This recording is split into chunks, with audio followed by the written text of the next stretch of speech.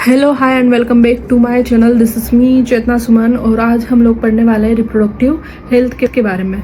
तो हम लोग सबसे पहले जानेंगे कि रिप्रोडक्टिव हेल्थ की डेफिनेशन क्या होती है। तो जैसा कि हमारे एनसीईआरटी में दिया हुआ है, reproductive health according to WHO, reproductive health का मतलब होता है total well being in all aspects. और वो ऑल एस्पेक्ट्स क्या क्या होते हैं, तो फिजिकली, इमोशनली और सोशली। अगर ह्यूमन बीइंग इन सब चीज़ों में वेल बीइंग है तो उसे ही हम लोग बोलते हैं रिप्रोडक्टिवली हेल्दी पर्सन। ठीक है, इसके बाद हम लोग, क्योंकि हम लोग क्विक रिवीजन कर रहे हैं, तो सबसे पहले हम लोग स्टार्ट करेंगे कॉन्ट्रासेप्टिव मेथड से। और कॉन्ट्रासेप्टिव मेथड्स जानने से पहले हम लोग ये जानेंगे कि आइडियल कैरेक्टरिस्टिक्स क्या होते हैं आइडियल कॉन्ट्रासेप्टिव्स के। तो देखिए कैरेक्टरिस्टिक्स क्या क्या होते हैं। एक तो कॉन्ट्रासेप्टिव्स जो है वो यूज़र फ्रेंडली होना चाहिए। यूज़र फ्रेंडली का मतलब है कि जो भी यूज़र उस कॉन्ट्रासेप्टिव्स को यूज़ कर रहा है उसको वो यूज़ करना आना चाहिए और वो इजीली उसको यूज़ कर सके। ठीक है, इसके अलावा इजीली अवेलेबल होना चाहिए। जो भी अगर कहीं कोई जगह है या कोई गांव है तो उस गांव के अंदर या उस जगह के अंदर वो इजीली स्टोर्स या मेडिकल स्टोर्स पर वो अवेलेबल होना चाहिए। ऐसा नहीं हो कि जो कॉन्ट्रासेप्टिव्स यूज़ कर रहे हैं उसको यूज़ करने के लिए उसको 100 किलोमीटर जाना पड़े, फिर वो लेकर आना पड़े। तो इजीली अवेलेबल होना चाहिए। इसके अलावा उसका जो कॉन्ट्रासेप्टिव्स होते हैं उनके साइड इफ़ेक्ट्स जो हैं वो कम होने चाहिए। इसके अलावा वेरी इफ़ेक्टिव होना चाहिए और जो उनके सेक्सुअल डिज़ायर्स हैं उनमें वो कोई भी इंटरफियर नहीं करना चाहिए। ये कैरेक्टर्स हैं किसके, आइडियल कॉन्ट्रासेप्टिव्स के। ठीक है, इसके बाद हम लोग पढ़ते हैं कि कॉन्ट्रासेप्टिव मेथड्स। कॉन्ट्रासेप्टिव्स का मतलब होता है कि बर्थ कंट्रोल के मेथड्स क्या क्या हैं। ठीक, तो देखिए फर्स्ट मेथड है इसका नेचुरल मेथड। ठीक है, सेकंड है बैरियर मेथड एंड थर्ड है हार्मोनल मेथड एंड फोर्थ है केमिकल मेथड। केमिकल मेथड्स के अंदर केमिकल्स जैसे क्रीम्स वगैरह होती हैं, इन सब चीज़ों का यूज़ किया जाता है। सर्जिकल मेथड्स में जो भी नॉर्मल सर्जरी ऑपरेशन होते हैं इन सब चीज़ों को करवाया जाता है। इसके अलावा 6 है इंट्रायूटेराइन डिवाइसेस, IUDs। इसके अंदर जो भी इंट्रायूटेराइन डिवाइसेस होते हैं उनको मेल फीमेल के अंदर उनको इंसर्ट किया जाता है। ठीक है, अब इसके अलावा हम लोग स्टार्ट करते हैं नेचुरल मेथड से। नेचुरल मेथड फर्स्ट, और सबसे पहले हम लोग बात करें नेचुरल मेथड के कैरेक्टरिस्टिक्स की। तो कैरेक्टरिस्टिक्स में सबसे फर्स्ट पॉइंट होता है कि नेचुरल मेथड के अंदर कोई भी डिवाइस यूज़ नहीं किया जाता है और इसके अलावा इसमें कोई भी मेडिसिन जो है उसको इनटेक नहीं किया जाता है।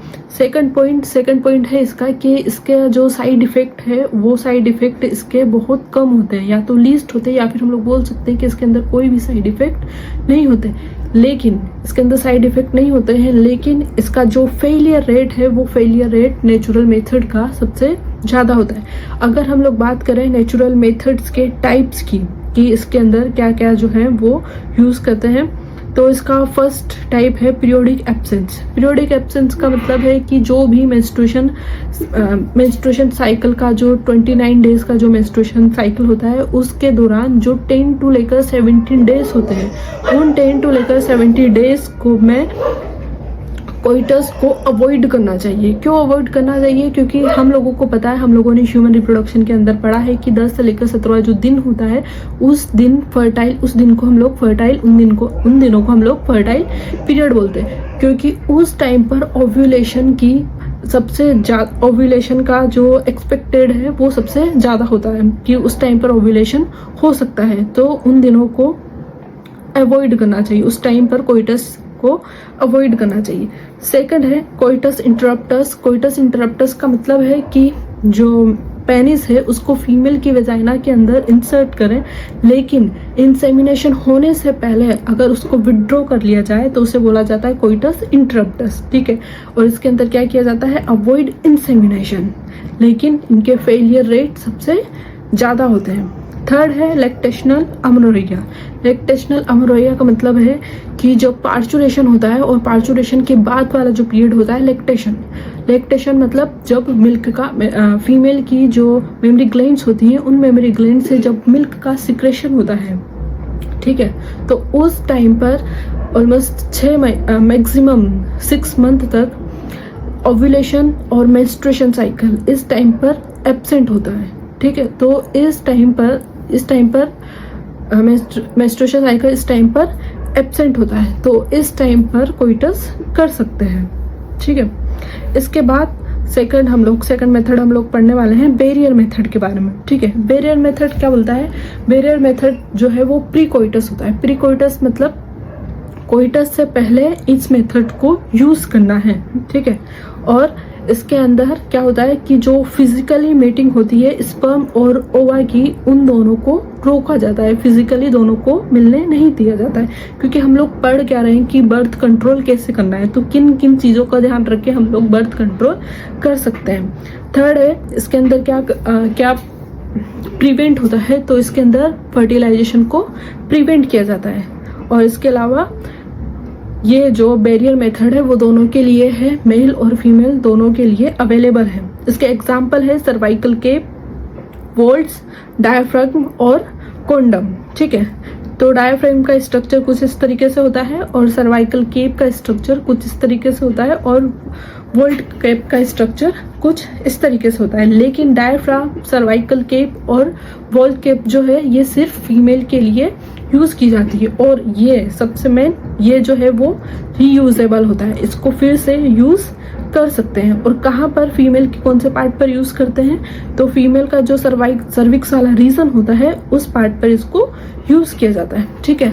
और नेक्स्ट है कॉन्डम जो कि मेल और फीमेल दोनों के लिए अवेलेबल होता है, मेल और फीमेल दोनों के लिए अवेलेबल होता है। और इसके अलावा ये डिस्पोजेबल होता है, रीयूजेबल नहीं होता है, डिस्पोजेबल होता है। इसमें कॉन्ट्रासेप्शन जो है उसको प्रिवेंट किया जाता है। और इसके अलावा जो भी सेक्सुअल ट्रांसमिटेड इन्फेक्शंस है उनसे भी ये प्रोटेक्ट करके रखता है। अगर इसके अलावा हम लोग बात करें कि कॉन्डम में जो फेमिडोम है वो फीमेल कॉन्डम होती है और जो निरोध है वो मेल कॉन्डम होती है, जो कि गवर्नमेंट का ब्रांड है। ये एनसीईआरटी के अंदर जो डायग्राम दिया हुआ है मेल कॉन्डम का और फीमेल कॉन्डम का। इसके अलावा थर्ड हम लोग बात करें केमिकल मेथड्स का, कि केमिकल मेथड्स को कैसे यूज़ किया जाता है। तो केमिकल मेथड्स जो है वो सिर्फ फीमेल के अंदर यूज़ किया जाता है। जो यहाँ पे लिखा हुआ है केमिकल मेथड्स जो हैं वो सिर्फ किसके लिए यूज़ किया जाता है, केमिकल मेथड सिर्फ फीमेल के लिए यूज़ किया, फीमेल जो है इसका यूज़ कर सकती है, ठीक है। इसके अंदर क्या क्या होता है, तो केमिकल मेथड्स के अंदर पेस्ट होते हैं, क्रीम्स होती है और इसके अलावा जेली फॉर्म्स होती हैं, ठीक है। तो केमिकल मेथड्स करता क्या है, तो केमिकल मेथड्स जो है वो स्पर्म को किल करने का काम करता है। केमिकल मेथड्स के अंदर स्पर्मिसिडल एंजाइम्स होते हैं, स्पर्मिसिडल एजेंट्स होते हैं जो कि स्पर्म को किल करने का काम करते हैं। इसके एग्जाम्पल है नीम 76 और टोडी टेबलेट्स, ठीक है।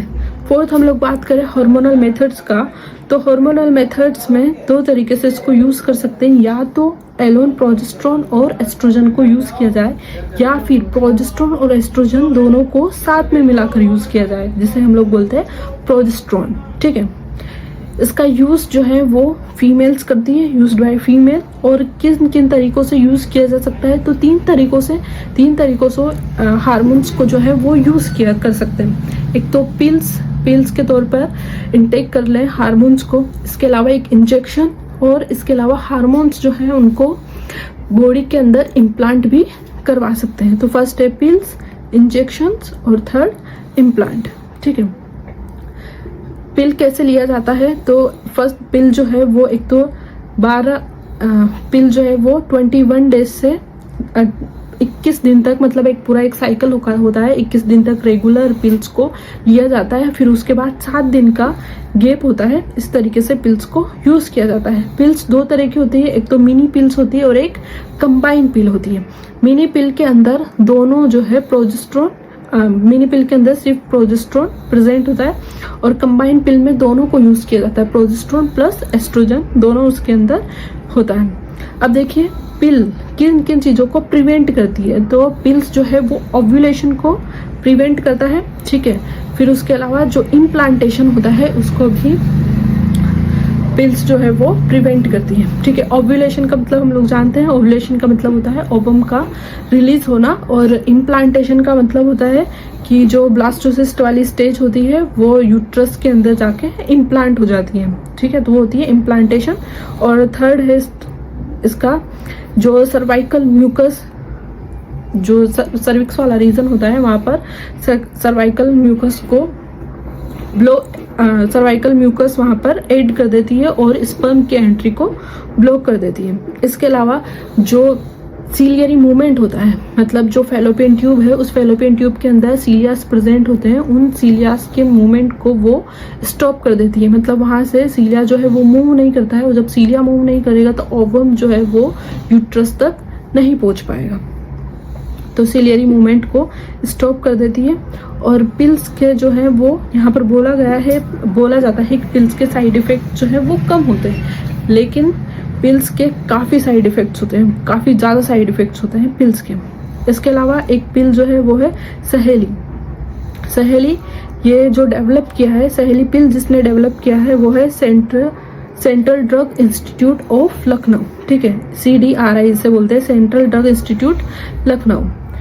सहेली, जब हम लोग सहेली का, ये देखिए सहेली का जो फोटो है, इसमें लिखा हुआ है, यहीं पर लिखा हुआ है कि ये नॉन स्टेरॉइड्स है, ओरल इसको ले सकते हैं, ओरल है, और ये कॉन्ट्रासेप्टिव पिल्स है। तो यहाँ पर वही दिया हुआ है, एक तो सहेली जो है वो ओरल होती है, ओरल इसको ले सकते हैं, नॉन स्टेरॉइड है, और वीक में एक बार। नॉर्मल पिल्स जो है उसको रेगुलर 21 दिन तक लेना पड़ता है, लेकिन सहेली को सिर्फ एक बार ले सकते हैं, ठीक है।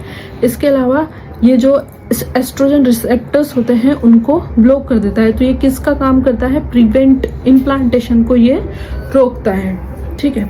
ये सहेली का यहाँ पर पिक्चर है। इसके अलावा इंजेक्शन के थ्रू हम लोग हार्मोन्स को कैसे यूज़ कर सकते हैं, तो इंजेक्शन का जो नाम है वो है डेपो-प्रोवेरा इंजेक्शन। इसके अंदर होता है प्रोजेस्टिन, इसको हर 3 महीने के बाद रिपीट किया जाता है, ठीक है।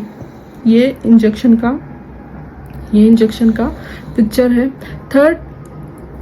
फर्स्ट हम लोगों पिल की तरह यूज़ कर सकते हैं हार्मोन को, इसके अलावा इंजेक्शन के तरह यूज़ कर सकते हैं, जिसका एग्जांपल है डेपो-प्रोवेरा। और इसके अलावा थर्ड इम्प्लांट करके भी हार्मोन्स को यूज़ कर सकते हैं, ठीक है। तो इसके अंदर इम्प्लांट के अंदर प्रोजेस्टिन डिवाइस होता है, जिस प्रोजेस्टिन हार्मोन्स जो है उसके अंदर डिवाइस के अंदर प्रेजेंट होते हैं, ठीक है। कैसे यूज़ करते हैं इसको, तो जो फीमेल की अंडर आर्म स्किन होती है वहाँ पर इसको सेल्फ इंसर्ट किया जाता है, मतलब जो स्किन है उसके अंदर इसको डाल दिया जाता है। इसका एक्शन जो है वो सिमिलर पिल्स की तरह होते हैं। इफेक्टिव पीरियड जो है इसका ज़्यादा होता है, मतलब 3 से लेकर 5 साल का होता है। इसका काम क्या है? ये भी प्रिवेंट करता है ओव्यूलेशन को। और इसके एग्जाम्पल है नॉर प्लांट, और नॉर प्लांट के अंदर क्या होता है, तो इसके अंदर 6 सिलिकन होता है, 6 सिलिकन कैप्सूल होता है। इस तरीके से इसको फीमेल की जो अंडर आर्म स्किन है उसके अंदर इसको इंसर्ट कर दिया जाता है। यहाँ पर दिखाई दे रहा होगा 6 कैप्सूल को इसके